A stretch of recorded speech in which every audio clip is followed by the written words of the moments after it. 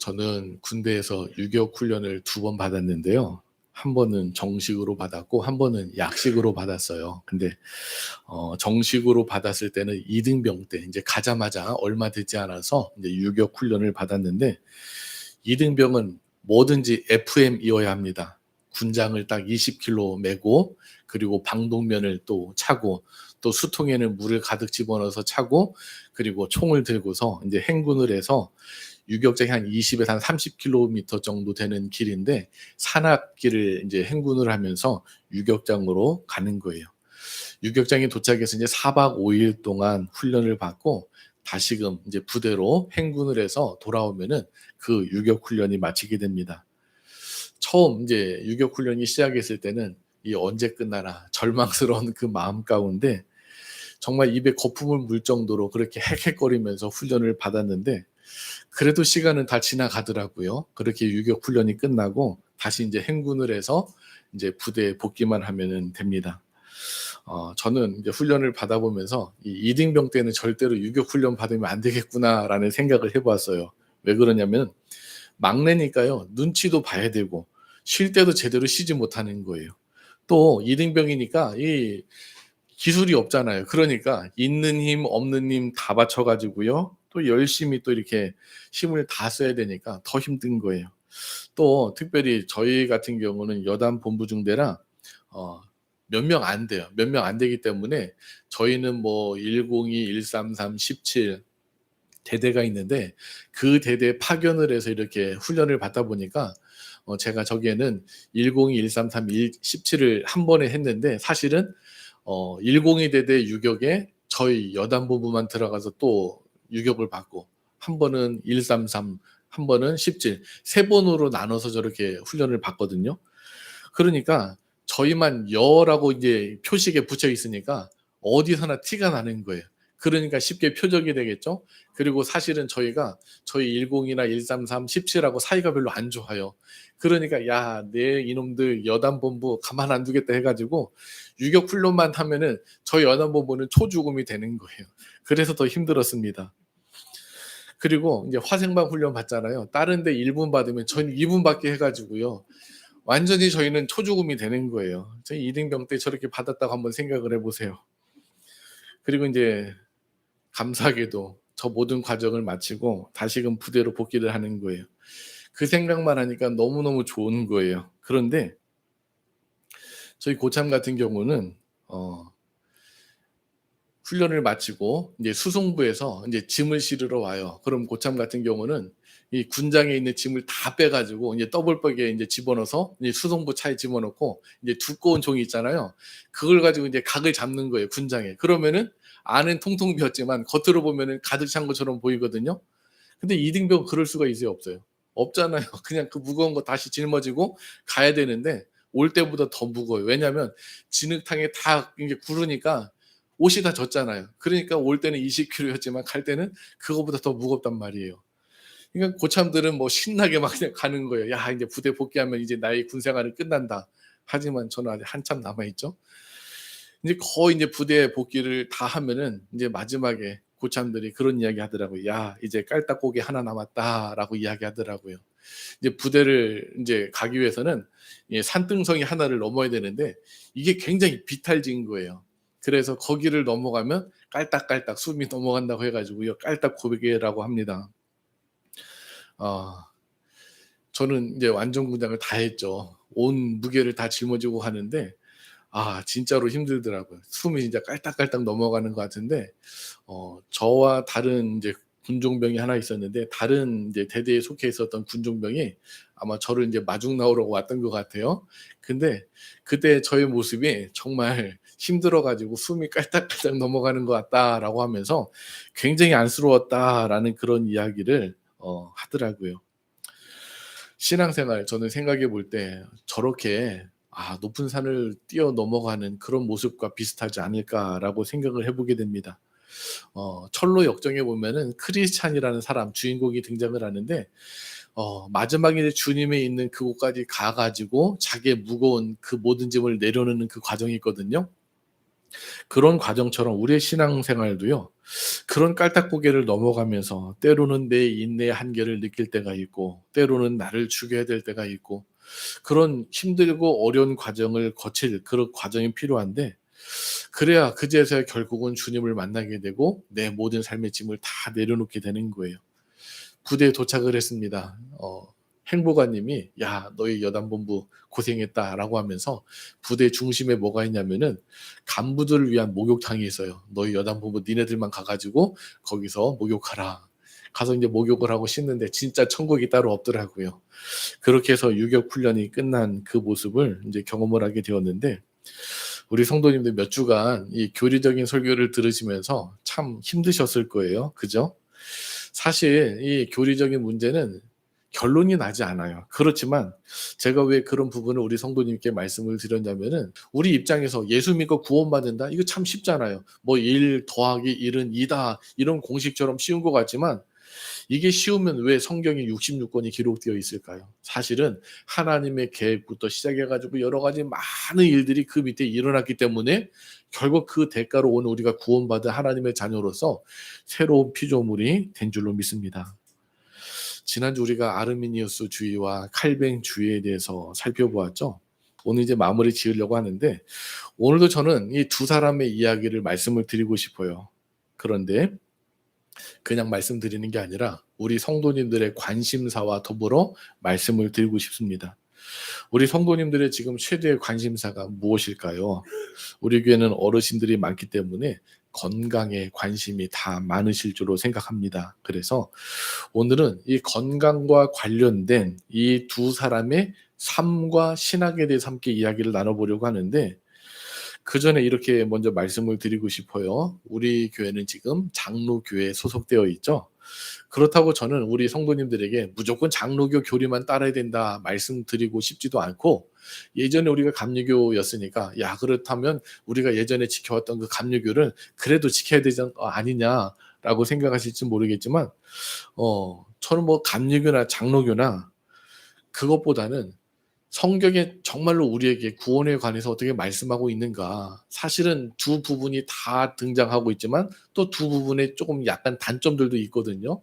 그래서 우리는 구원받기에 최적화된 그 삶이 무엇인가 그걸 함께 살펴보면서 말씀을 드리려고 합니다. 그래서 앞으로 성서적인 부분은 시간이 많으니까 그때그때마다 말씀을 드리고 오늘은 이 각 교단에 대표되는 이 두 사람의 믿음과 저의 삶의 모습을 통해서 저들의 믿음의 내용에 따라서 삶이 어떻게 달라지는지 그런 부분을 함께 살펴보면서 우리가 교훈을 얻으려고 합니다.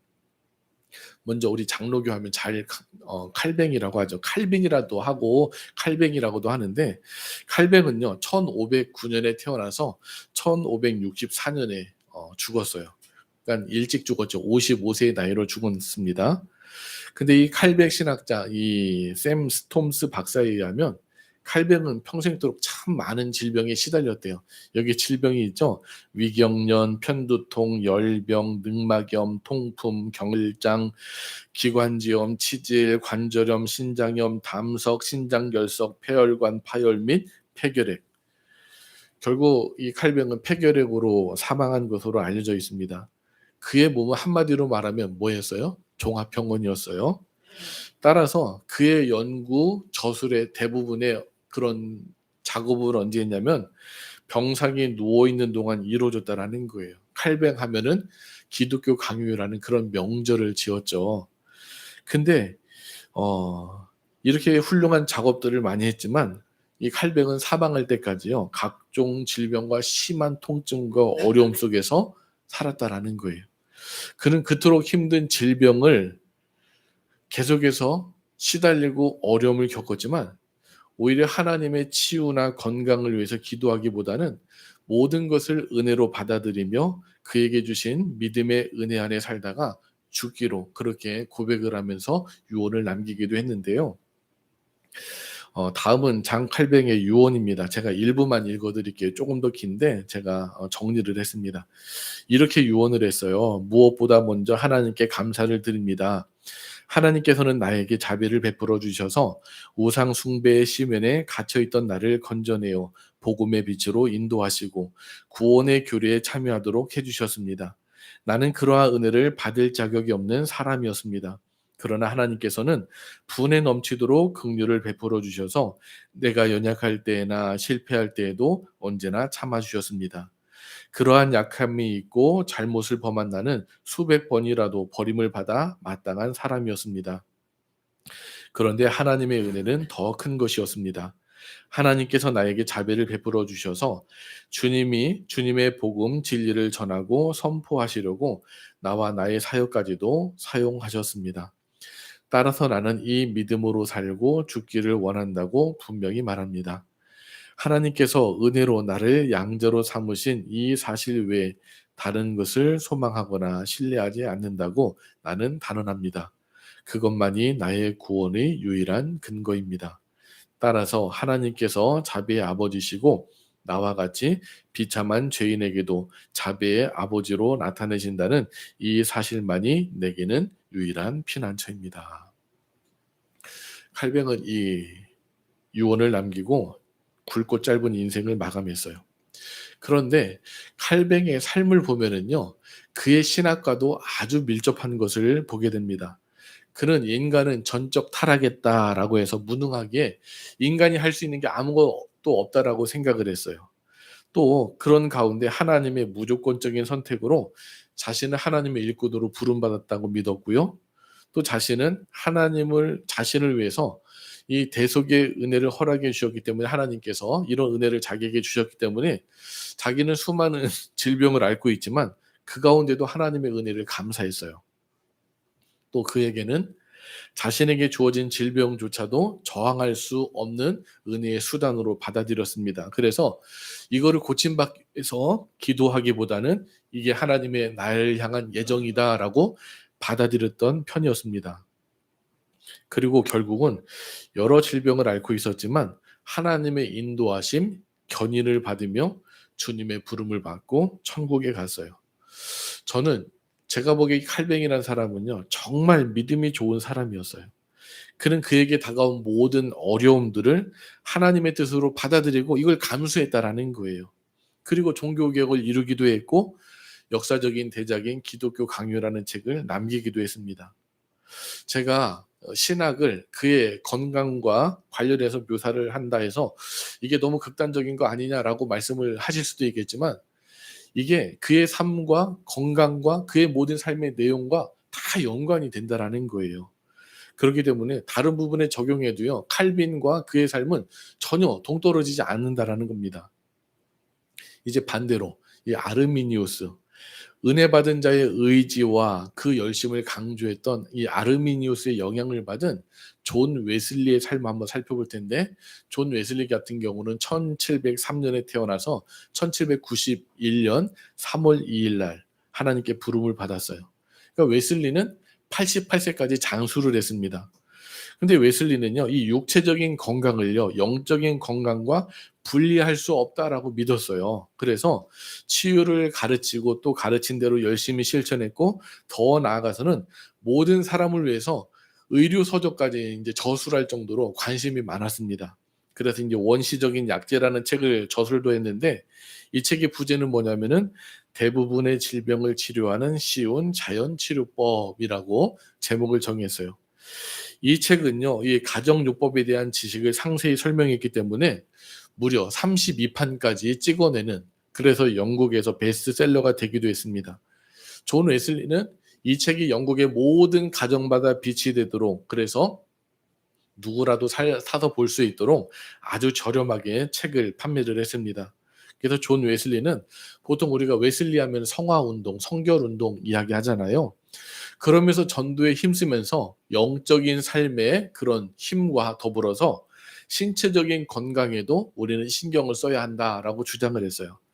그래서 웨슬리 같은 경우는 거의 만병통치약처럼 여겨지는 냉수욕을 정기적으로 즐겼고 육식보다는 채식 위주로 활동을 했다고 합니다. 이렇게 평상시에 건강 관리에도 힘썼기 때문에 웨슬리 전기 작가에 의하면은 이분은 말을 타고 1년에 6,437km를 말을 타고 다니면서 복음을 전했고 일생 동안은 402,336km를 여행을 했다고 해요. 그러니까 지구 한 바퀴가 약 4만 킬로인데 이분은 말을 타고 얼마를 돌아다녔냐면은 지구 10바퀴를 돌면서 복음을 전했다라고 이야기를 전하고 있습니다. 그러니까 존 웨슬리는 복음을 전하기 위해서 역사상 가장 많이 여행을 한 사람 중에 하나였습니다. 이렇게 건강하게 사역을 하다가 88세에 하나님의 부름을 받게 되는데 존 웨슬리의 마지막 모습은 또 이렇습니다. 이제 임종을 앞두고 웨슬리는 이제 가족을 모아두고 의자에 앉아가지고 저들에게 어떤 이야기를 했냐면은 가장 좋은 것은 하나님이 우리와 함께 계시는 것이다라고 이야기를 했어요. 그런 다음에 이제 힘을 잃었는지 다시금 침대에 누워가지고 이 하늘 향해 소리를 들고 다시 한번 이야기를 하는 것이 가장 좋은 것은 하나님이 우리와 함께하는 것이다라는 말을 남기고 하나님의 부름을 받게 됩니다. 웨슬리가 활동했던 영국 1700년도 영국은 의료시설 기반이 약해가지고요. 가난한 사람 같은 경우는 치료를 거의 받지 못했어요. 그래서 웨슬리는 이 원시적 약재라는 책을 통해서 저들 또한 그런 여러 가지 건강에 도움되기를 원했다라는 겁니다. 사실 당시 가난한 사람들은 어찌 보면은 이제 장로교 교리처럼 택함과 택정함을 받지 못하는 것 이렇게 나누잖아요. 이 가난한 사람을 택함을 받지 못한 사람이라고 여겨져 가지고요. 복음을 접할 기회도 없었고 또 저들의 육체적인 질병은 더더욱 치료의 기회를 받지 못했다라는 거예요. 그래서 웨슬리는 저들에게 복음을 통해서 영의 건강을 전했고 또 원시적인 약재라는 책을 통해서 육체적인 건강에도 도움을 주길 바랬다라는 거예요. 그래서 이 웨슬리가 책을 썼는데 이 책에 보면은 오늘날 우리가 건강에 관련된 부분도 굉장히 밀접한 관계로 뭐 사실 여부들 보면은 요즘 건강 것과 거의 뭐 차이가 없어요. 한번 볼게요. 첫 번째 물을 많이 마시라. 요즘에도 건강하려면 물 많이 마시라고 그러죠. 그리고 커피나 차를 피하라. 세 번째 운동은 필수고 특히 걷기를 하라. 또 네 번째 냉수욕은 혈액순환을 촉진한다. 요거 보시고 오늘 집에 가셔 가지고 바로 냉수욕 하시면 큰일 납니다. 예, 이거 조심하셔야 돼요. 이거 차츰 하셔야지 '야 나 오늘부터 건강해질래.' 가지고 바로 냉수욕 했다가는 심장에 무리가 오고 잘못했다가는 심장마비 걸려요. 그러니까 요거는 아주 천천히 인제 몇 날 며칠을 통해서 아주 처음엔 미지근한 물 그다음에 쪼금 더 미지근한 물 요렇게 하셔야지 웨슬리처럼 갑자기 뭐 냉수욕했다가는 안 됩니다. 이거는 제가 부탁을 드릴게요. 다섯 번째는 운동은 공복 시에 하라. 그리고 여섯 번째 밤 9시에 취침을 하고 새벽 4시, 5시에 기상하라. 그리고 일곱 번째 식사는 원하는 것보다 조금 적게 먹어라. 오늘날 우리가 그대로 받아들여지는 거 웨슬리도 정확하게 이해를 하고 사람들에게 이렇게 알려주었다라는 겁니다. 특별히 웨슬리는요, 정확한 식사와 규칙적인 운동을 강조했어요.